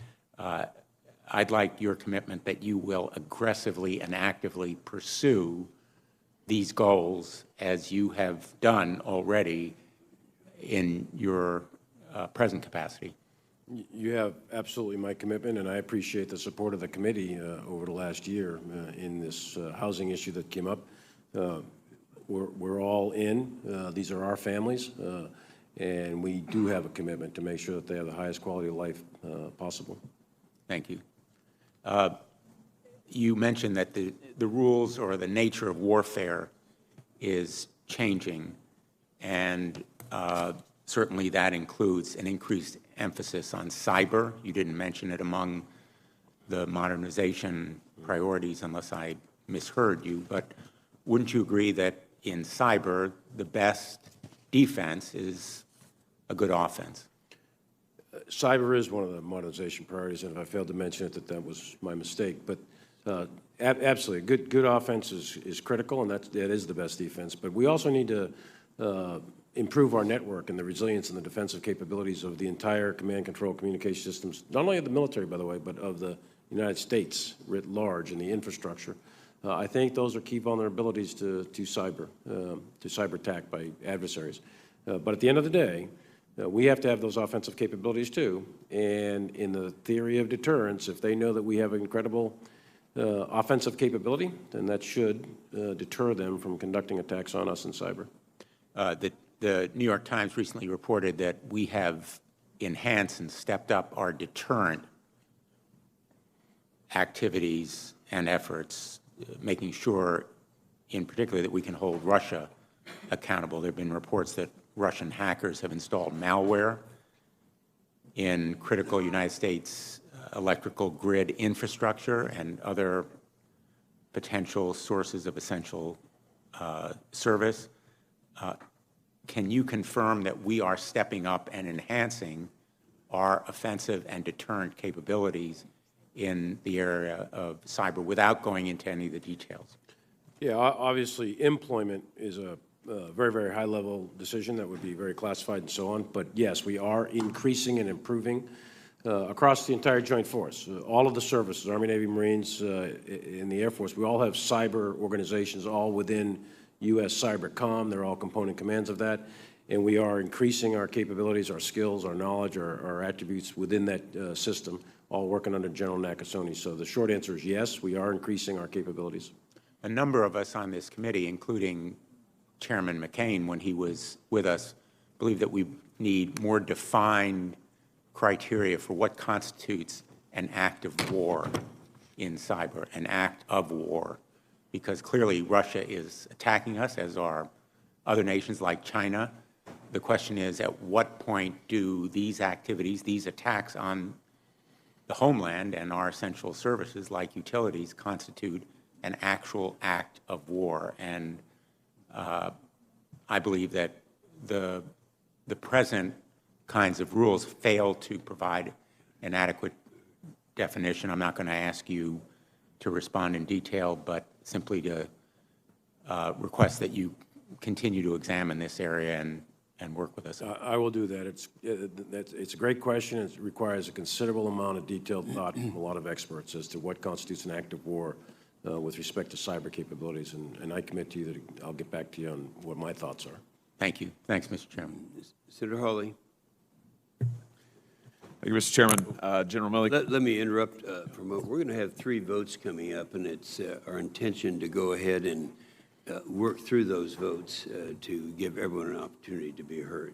Senator Hawley. General Milley, congratulations on your nomination and on your outstanding record of service. Congratulations to your family. I look forward to supporting your nomination. I enjoyed our conversation a week or so ago. We got to talk a lot about the National Defense Strategy. I'm going to ask you a few questions about the National Defense Strategy, and I'll just put my cards on the table and say why. And you and I talked a bit about this. My own view is that the political leadership of the country has, for a decade longer, not led us particularly well when it comes to our national security strategy, our foreign policy, that we've drifted. We've not had a clear strategy. We've not had clear priorities. That hasn't served the military well. It hasn't served our country well. The National Defense Strategy, National Security Strategy is a major step forward in actually defining priorities and helping us focus on what the major security threats are and then prioritize appropriately at DOD and get you the support that you need. So I want to ask you about some of those things. The department just recently released the Indo-Pacific Strategy Report, which builds on the NDS and says that the Indo-Pacific is the department's priority theater. You and I have talked about this. You agree with that and with this document's assessment that China and secondarily Russia should drive our force management and development decisions. Is that correct? Absolutely. It's clear in the NDS, and I subscribe to that. It's a very, very worthwhile document. There are flaws in it, of course, but as a baseline document, it's excellent, and it's authoritative for us in terms of our force modernization and our force development programs. So yes, I do subscribe to that. Very good. Let me just ask you a little bit more about that. According to the Indo-Pacific Strategy Report, the NDS requires DOD to posture ready, combat credible forces forward in order to convince adversaries that they cannot quickly, cheaply, or easily advance their aims through military force. I want to ask you, for the Indo-Pacific specifically, what would you say makes our forward forces combat credible? First, it's the people, the talent, the knowledge, skills, and attributes of all of the people from the youngest soldier, sailor, airman, Marine, all the way up to the flag officers and Admiral Davis. And so I think that we have incredible people. There's about 370,000 or so troops of all kinds in the Indo-Pacific region. We've got order of magnitude, I think, around 2,000 aircraft, 200 ships, and so on and so forth. So we've got a significant amount of U.S. military capability, and most of that's west of the date line. So we have very, very good capability that can both deter and respond if deterrence fails. Let me ask you about, in the event of a conflict in this theater, what do you think these forces should be able to achieve on their own while they await reinforcements? Well, the first thing you'd want to do, and the NDS kind of spells all that out, but first deter. I mean, that's the first thing. But if deterrence were to fail, we want to blunt whatever offensive actions the enemy at that point would be conducting. Let me ask you about conventionally armed ground-launched intermediate-range missiles. Do you think those would be helpful, the Indo-Pacific, for our forward forces to defend against a Chinese fait accompli, as the NDS puts it, the Taiwan scenario, for instance? I do. In similar vein, European Defense Initiative, EDI, has been instrumental, I think most folks agree, in making sure EUCOM has the resources it needs to posture itself to defeat Russian aggression. Former Secretary Mattis and some members of this committee have both called for an Indo-Pacific equivalent to EDI. We haven't seen a lot of progress on that front. Let me just get your views on that. Do you think that having a multi-year resourcing initiative like EDI for the Indo-Pacific would be useful, something worthwhile? I think it would be useful, but it's like anything else when we're talking about money and resources. It's a balance, and to do the detailed analytical work, I'd have to get back to you on the specifics of that. But yes, it would be useful. Finally, let me just ask you about pick up a line of questioning that Senator Cotton mentioned about the balance we have to strike in the different AORs. In your written response to a question of to what extent does achieving U.S. national security interests in the Middle East require a continuous U.S. military presence there, you referenced to the national security strategy, said that it directs the department to retain the necessary American military presence in the region to protect the United States and our allies from terrorist attack and preserve a favorable regional balance of power. Can you elaborate on that, and to the degree you're able to in this setting, tell us more about what you think it takes to do that sustainably while also adhering to NDS priorities? Well, I think that there's a variety of capabilities that we have there now, and those go up and down depending on the situation at the moment in time. But in general, across the board, we are approaching our allies and partners in the region with train, advise, assist, enable, and provide various foreign military sales for equipment in order for them to secure themselves and to stabilize the situation within any of their countries. So that's the fundamental strategic approach to that. And in other cases, naval cases, for example, we're trying to put a coalition together right now, as we heard earlier, and General Dunford is on the lead for that, to try to escort commercial vessels and so on through the Persian Gulf. So it's different types of capabilities, but train, advise, assist, enable our local partners within the region to try to defend themselves and stabilize the situation. Thank you very much, General Milley. Thank you, Mr. Chairman. Thank you. Senator Duckworth and Senator Reed preside. Thank you, Mr. Chairman. Welcome, General Milley. It's good to see you again. When we sat down together, we had a good conversation about the importance of logistics to project and sustain our military power, and I'd like to touch on that here. How would you advise the President and the White House on what we need to do today to prepare for the fights of tomorrow, whether through funding policy or other prioritization shifts, especially when it comes to logistics? Well, I think logistics, as we discussed in your office, and professionals, military, look at logistics as a long pole in the tent. And the ability for us to project forces overseas by Transcom, for example, the long sea and air lines of communication and keeping those open, to sustain both ground, air, and naval forces in a theater, in an active theater, all of that depends on logistics. The ability to move and shoot and communicate, all of that has got a logistics tail to it. So it is a critical area of warfighting, and I want to believe that we pay close attention to it, which we do.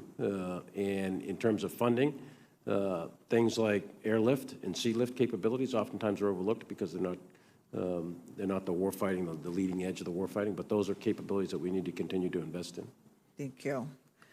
We also, building on logistics, we discussed our concerns with great power competition, and some of my colleagues have talked about it here, but one of the things that we talked about was just the need to have an American presence in especially the Asia-Pacific region, not necessarily confronting China directly, but just being there and operating there on a local level so that our allies and partners in the region can refer to us, and we're just constantly there so that we're not leaving a vacuum for the Chinese to occupy solely. What more can we do to make sure our forces and our partners are treating the concerns of China's presence realistic, and to make sure that they are mature and ready for the continued friction with China? And with respect to our own presence overseas, can you give us an overview of how you might anticipate using or adjusting our military exercises, for example, so we get the most use out of them? You know, I'm talking about our strategic partners in South Korea, Japan, throughout Southeast Asia. When I was in Singapore for the Defense Summit just a couple months ago, one of the things that was very clear was that the nations in the region were very uncomfortable with China being there, but they needed an alternative, and they needed a greater presence of the U.S. to be there. Not necessarily confronting China directly, but just being in the region. Can you address this? Well, my experience in Asia Pacific, and I was stationed in Korea and spent time in Hawaii and various exercises, plus travels as Chief of Staff of the Army, and I've got to know pretty much all of my counterparts that are leading the forces around there. And we have a very robust network in Asia of allies and partners, official allies with full-blown defense treaties, as well as partner nations. That's critical, and it's palpable when you go around the region as you have to see the anxiety and the fear that these countries have of an aggressive China. And they want the United States there. They want us there as a security partner. They want us there as a security guarantor. They want forward presence. They believe that we're a force of stability, and there's great concern. So our task, our key task, I think, is assurance. And some of the military dimensions of that, I think, would be to do exercises and ensure that we have interoperability with the various forces in all the domains throughout the area. And we do that. Indo-PACOM does that on a routine basis with a large suite and capability of exercises throughout the region that we continue to sustain.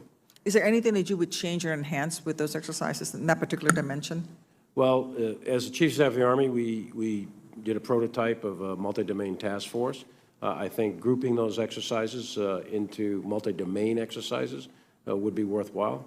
One of the things we'd like to do, in I think it's 24 months, I think we're going to do it, is do emergency deployment readiness exercises to Asia Pacific and to Europe. And those are Army specific, but we could expand that into the joint force in the concept of the dynamic force employment, the DFE concept that is within the National Defense Strategy, so that we can project power on an emergency basis in an exercise and demonstrate that capability. I think that would have a very strong effect on any adversarial nation. Thank you. I'd like to now just shift gears and talk about the parole in place program agreement that DOD had with DHS to not deport the members of the family members of our military men and women who are currently on deployment. Can you, how would you advise the President on the potential impacts of taking this action where the DHS is now saying they're going to resume deportation of family members of deployed service members? What would you say to the men and women in uniform who are facing this issue at home, especially when they're downrange? Yeah, Senator, I'm not familiar with specifically what you're talking about. I've read a headline on it, I think, the other day. I would need to dig into exactly what DHS is saying and what they plan on doing. Our soldiers are defending our country, and their families deserve the protection of this country. Thank you. And if you could follow up in writing, I would appreciate it. I will do that. Thank you. On behalf of the chairman, let me recognize Senator Kramer. Thank you, Senator Reed. And thank you, General Milley, for your service and for joining us, and congratulations on what I think will be a successful new job soon. There's been reference to important things such as, of course, China and Russia developing new weapons systems. There's been some discussion about the nuclear triad and its importance. So I want to drill down on just one of the three legs of the triad with you, if I could. The ground-based strategic deterrence has been the most controversial, I guess, of the three. Although I don't think there's a lot of controversy, but there's been some about its future. Of course, the Minuteman III missiles that the new system would replace are thought to be probably timing out sometime in the 2030 range.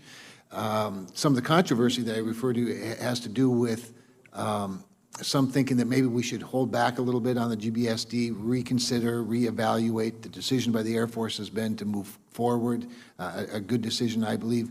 And I'm just wondering if you could elaborate a little bit on the importance of sticking to that time frame of getting out the RFP, moving forward with the 600 or so new missiles in the GBSD, and why sticking with that time frame is important. Well, the time frame, I think, it has to do with the aging fleet, if you will, not only of the missiles, but the bombers and the subs as well. So all pieces of the nuclear triad do need to be modernized and overhauled and updated, and they're reaching the end of their service life. And one thing that is really critical importance to the United States and the defense of the United States is to ensure that we have a reliable, safe nuclear strategic response option for the President and other senior leaders to consider. And I think the ground-based strategic, the missiles, I think are critical to that. And we need to do it, and do it in accordance with the timeline that the Air Force has recommended. Appreciate that, General Milley. Also, there's been reference to space. You, I think in your opening comments, even talked about the importance of the space domain. In response to that, the administration, as you know, has proposed a space force. The National Defense Authorization Act, as passed by both this committee and then, of course, the Senate, includes the posture of standing up a space force. A couple of the areas that I worked hard on regarding specifically the leadership, I'd like to get your comments on. And what I'm speaking to specifically is, after 1 year of the Space Force being established, we have that the commander would no longer have a dual status commander. That, in other words, there'd be a specific four-star just for the Space Force. That was pretty widely accepted. A little more controversial again, and this is why I want to get your comments on it. Would be we have language that after a year again, that the commander would answer directly to the Secretary of the Air Force rather than to the Chief of Staff, and then also after a year that that you'd have a permanent member of the Joint Chiefs of Staff rather than a situational member of the Joint Chiefs of Staff. In other words, trying to model it as much as possible after the Marine-Navy relationship. Mm-hmm. And we did it in a way to have some incremental, movement, some transition to avoid a major bureaucracy. And I'd be interested in your thoughts and comments on that. Obviously, the job you're seeking will have a lot to say about that, and just be interested in your opinions.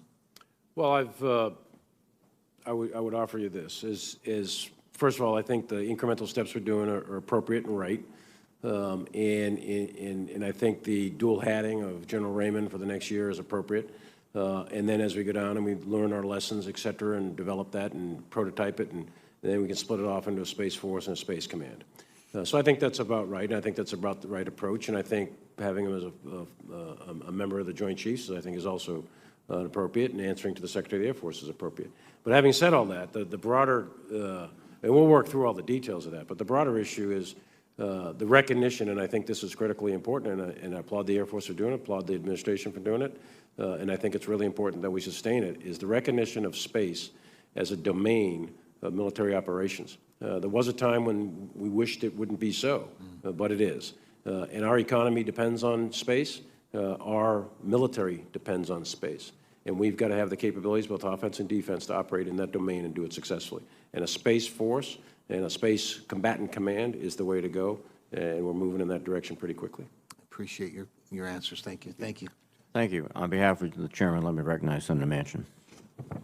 Thank you, Mr. Chairman. I appreciate it very much. General Milley, first of all, let me say thank you for your service and to your family's service to our great country. I appreciate it very much.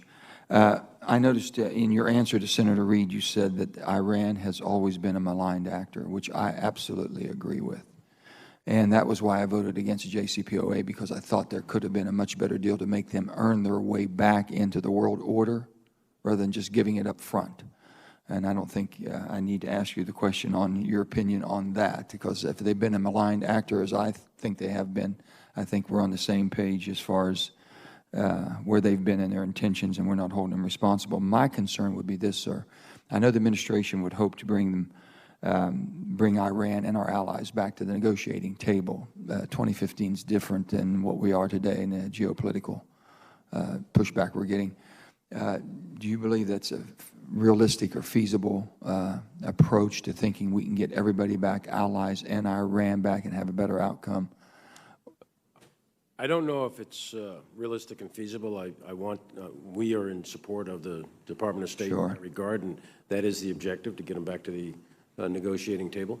And I'm hopeful that that'll happen as a result of the efforts that are ongoing. And your thoughts on the sanctions?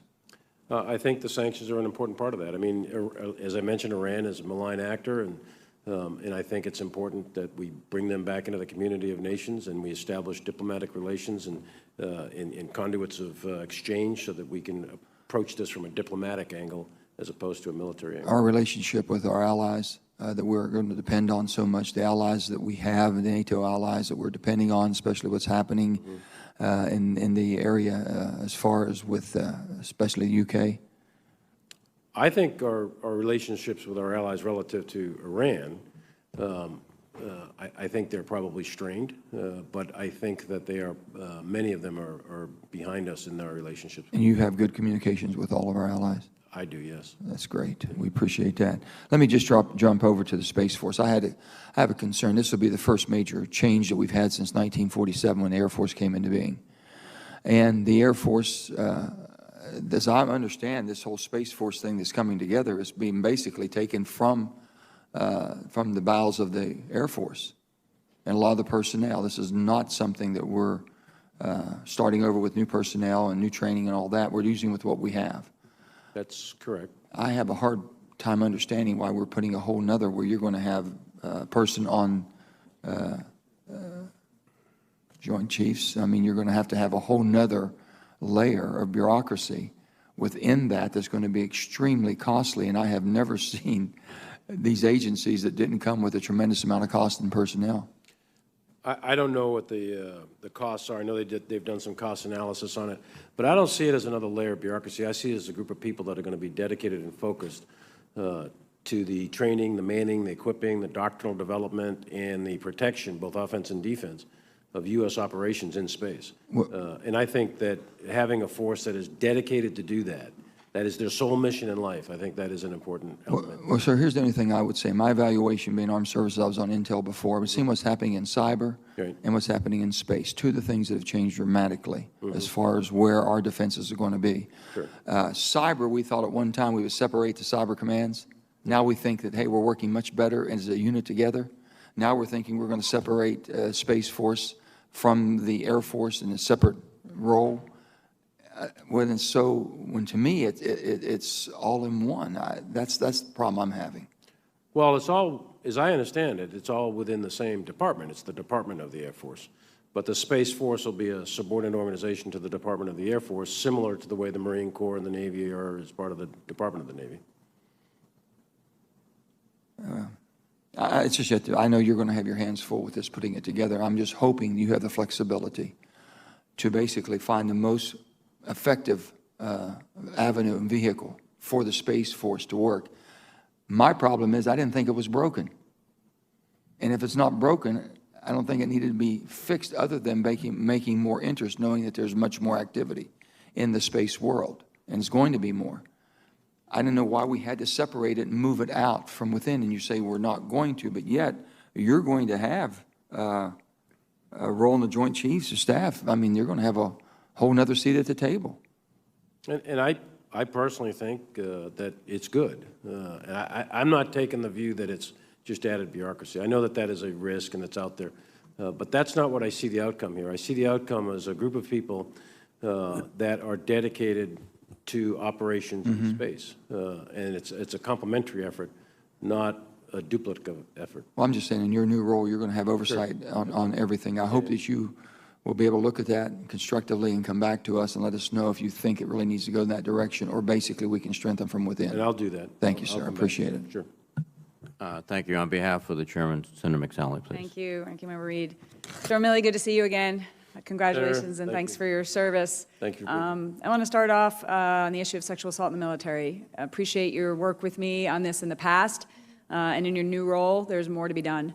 As you know, since I've been in the Senate, Acting Secretary of Defense Shanahan and Chairman Dunford set up a task force very swiftly, working with me to add additional improvements to the investigation and judicial process while retaining the role of the commander. And we got 17 of 18 provisions from my bill in the NDAA, so that was a good start. But there's more that needs to be done in order to stop this fratricide from happening. So can I get your commitment in your new role that you'll continue to work with me on this? Would love to hear your perspective on what we need to be doing on the prevention side to stop this from happening, the impact on readiness, and the importance of the role of the commander. Thanks, Senator, and I personally want to thank you for your efforts as a leader in this particular area. Sexual assault's unconscionable. It's a crime, and it is fratricide. It is a soldier-on-soldier, blue-on-blue sort of situation, and it has incredible second- and third-order effects within an organization. It's a cancer within an organization, and we got to crush it. I personally think that the solution lies with the commanders and the further empowerment of commanders. And to the training of them in order to make sure that they understand the techniques of good order and discipline within their organization, and then hold them accountable where it fails. So I think the solution resides with the commanders, empowerment of the commanders, and holding them accountable. On the readiness piece that you mentioned, it's devastating on the readiness of especially small organizations, companies, and battalions. If there's a sexual assault in those organizations, that can bring an organization right to its knees. So we're with you on this. We want to be shoulder to shoulder and partner with you on it. Thank you. I appreciate that. Shifting gears to Iran, you may have seen the reports today that a British ship was blocked by Iranian, or was attempted to be blocked by Iranian ships in the Straits of Hormuz, but was stopped. I'm not sure if you're familiar with that, or can you confirm that that actually happened? And also, Chairman Dunford yesterday shared that there is an effort to work with our allies for freedom of navigation mission in the Straits of Hormuz. Can you, again, just comment on what that mission might look like? And look, Iran's volatile, and we need to return to deterrence, and the military deterrent element of that is part of that changing their calculus. But we also need to, execute the national defense strategy. So can you just comment on your views on what's going on in the Straits of Hormuz with the Iranian mission, what it would take out of our forces, and how that might impact our larger priorities in the national defense strategy? I saw the media reports and some limited reporting in other channels, but there was an attempt, it appears to be that there was an attempt by some small naval vessels to take over a commercial vessel from the British. The British had a military escort, so that took care of the situation. Having said that, the freedom of navigation is a fundamental principle and a norm for the international order that's been in place for now 7 decades, and we have a crucial role to enforce that norm. I think that what we're trying to do with the coalition to put that together in terms of providing military escort, naval escort, the commercial shipping may be an important factor, and I think that that'll be developing over the next couple of weeks. Okay, great, thanks. Next thing I want to talk about is South Korea. I was over on the peninsula a little over a year ago. Very proud of our troops and their ability to fight tonight. Certainly, we've come a long way with a lot of innovations, under your leadership in the Army, to make sure that we can, again, deter any threats and be ready to go as part of the larger process to, move them in a different direction. But again, can you share your perspectives on what might need to happen on the South Korean peninsula, rotational versus permanent forces, exercises, in order to make sure that we're keeping our troops safe, Americans safe, and deterring any conflict there? Well, as you know and as you saw, we've got soldiers that are very committed in all of the branches that are over there. We've got 28,500 soldiers, sailors, airmen, Marines on the peninsula. They're in a high state of readiness. They're always in a high state of readiness. And they've been training. Battalion and below has not missed a beat whatsoever. We have cut back a little bit on the training of the command post exercises, the electronic simulation exercises, temporarily. But they're always in a high state of readiness. In terms of what we think will be needed in terms of rotational forces or permanently stationed forces. What we in the Army are doing is rotating the brigade combat team through, but the higher headquarters of division stays stable, and that's an enabler with all of its enablers. And I believe the Air Force and Navy are also rotating forces through, except for the higher headquarters at 8th Army and at UNC Command. Thanks, I appreciate it. Okay, the chairman's back, so I think I'm going to give the gavel back to him. Thank you, Mr. Chairman. Take your time. Yes, I had my Al Haig moment there, but thanks.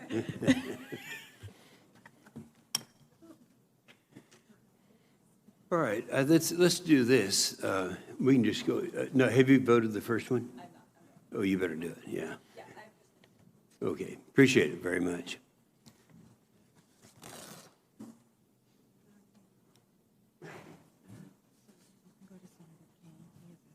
Aha. Senator Kane, you're on. Thank you, Mr. Chair.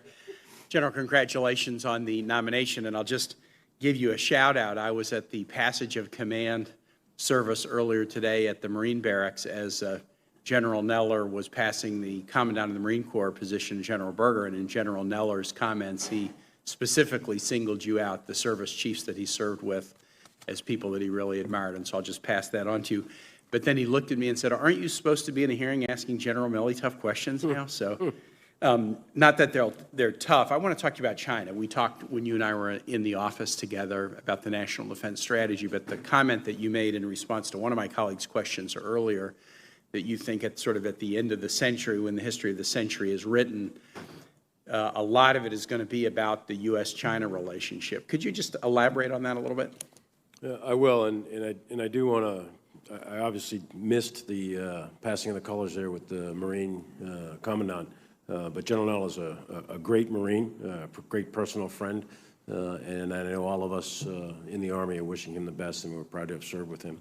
With respect to China, China is not an enemy. I don't want to make that clear. They are an adversary, I would say. They're a competitor, but that's different than an enemy. An enemy in my language, in military language, means you're in an active armed conflict. You're at war. We're not there. We don't want to be there. We want peace, not war with China. But having said that, I think that the best way to do that is to make sure that we are prepared. China is, in fact, and it's not hype, it's not a red under every bed, it's none of that. China is improving their military very, very rapidly in space, air, cyber, maritime, land domains, et cetera. Their capabilities in doctrine and organization and so on are their technological development, their procurement. They're outspending us in research and development and procurement. You would never think that, but they are. So China is advancing very, very rapidly, and they have a national mission, a China dream, and they're very open about it, and they write about it in speeches and so on and so forth. So we need to make sure, we, the United States, need to make sure that we do not lose our advantages that we have relative to other countries, specifically relative to China. And General Milley, as you talk about China as an adversary, I mean, with an adversary, sometimes you're cooperating, sometimes you're competing, sometimes you're confronting, sometimes you're challenging. There's no one-size-fits-all strategy. You point out that China is expanding in every domain, and that's not just in the military domain either. They're our principal economic competitor. That's right. They are competing with us in diplomacy, in trade, and at every domain in the military. Is it fair to say that China has learned a lot about the United States' military capacity from watching us fight the wars in the Middle East over the last 18 years? China went to school on us. They watched us very closely in the first Gulf War, the second Gulf War. They watched our capabilities, and in many, many ways, they have mimicked those, and they have adopted many of the doctrines and the organizations, et cetera. In fact, former DepSecDef Wark, Bob Wark, he wrote a very good paper recently, which was called The Third Offset with Chinese Characteristics. It's worth taking a look at and seeing the broad dimension of how they have mimicked many of the things we're doing. And it would be fair to say that if we were fighting another war in the Middle East, they would be going to school on us on that one too, right? They'd be watching what we were doing to continue to advance their capacities. Sure. I mean, they watch us. I worry, I ask that question because I worry about getting into unnecessary wars that could give China an advantage, both sort of a peace dividend, because they're not at war, but also the ability to learn on the United States. Let me talk about China and the U.S. and the U.S.'s allies. So as we set off against Russia, since the Truman administration, the formation of NATO and the growth of NATO has given us this constellation of allies that we've been able to use to set off against the Soviet Union and Russia. We don't have as sort of defined a network of allies. I was interested recently, I think it was Admiral Davidson a year or two ago, talked about the loose notion of a quad, U.S., Japan, Australia, India, in the Indo-PACOM.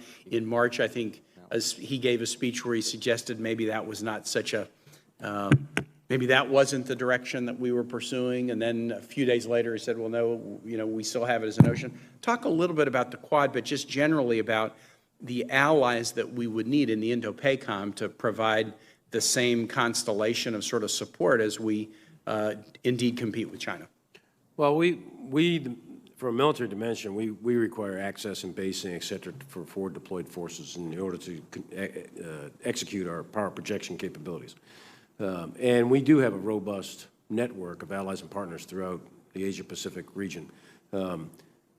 Our allies in Europe, that is a collective security arrangement, NATO, that you're very familiar with. There's not the same collective security arrangements, never has been, in Asia. Our allies in Asia are all bilateral agreements between the United States and specific countries like Japan or South Korea or Australia. So it is a different arrangement. It is not as robust an arrangement as you find in Europe. These are all legacies from the end of World War II. But I think the network of allies and partners in the Asia-Pacific region is critical to U.S. national security and furthering our interests in the region and in the globe. Great. Thank you, General. I look forward to supporting your nomination. Thank you, Mr. Chair. Thank you, Mr. Chairman. And General Milley, let me add my voice to the chorus of thank yous to you and your family for your service and your willingness to continue that service in an incredibly important position. I'd like to follow up with a conversation you had with Senators Reid and Cotton just briefly about Iran. Would a nuclear-armed Iran require us to somehow adjust our strategic posture, and how would that affect our implementation of the NDS? I think a nuclear-armed Iran would be a significant challenge and threat to the United States. So I think there would be adjustments. I don't know specifically what they would be, but there would be adjustments to the NDS. So do you have any, as you're here today, would you have any opinion as to what efforts that the United States should be taking to prevent Iran from obtaining nuclear arms? We're executing a maximum pressure campaign in order to prevent that and bring them back to the negotiating table in order to negotiate a better deal than what the Chickasaw was. In your view, are those effective enough? Should we be doing more? I think time will tell. Obviously, tension is higher, and we're going to see in the coming months how effective they are. Thank you. We've had a lot of discussions here today about China. It seems like we have those discussions every time this committee meets, and appropriately so. And we know that the Chinese are seeking to expand and secure their influence in the region, among other things, by militarizing the islands in the South China Sea. Do you believe that our current freedom of navigation operations in the South China Sea are sufficient to prevent, for lack of a better term, a Chinese fait accompli of militarizing those islands? Well, China has already militarized the South China Sea through those islands, and they already have capabilities, air and sea, and ground, to influence surface sea operations in the South China Sea. Having said that, I think our freedom of navigation operations are critical to ensure that the Asia-Pacific region, and specifically that area, remains free and open to commercial access, and that's the purpose of all those freedom of navigation operations that go on. Are they adequate? I think to date they have been. And I'll take a hard look at those to determine whether they're adequate as we go forward. All right, so as we're here today, you don't know of anything else we could be doing that would better help those operations? Help the freedom of navigation. Yeah, just make them stronger. I think, again, assuring the allies in the region that are in and around the South China Sea, like the Philippines and Vietnam and Cambodia, I think is important, and continuing interoperability exercises in that region. All right. Mr. Chairman, that's, I think that I'll yield my time. General Milley, thank you again so much for your service, and I look forward to supporting your nomination. Thank you, Senator. All right. First of all, thank you very much for your patience. I'm sorry about being interrupted by 3 votes, but I think it was very productive.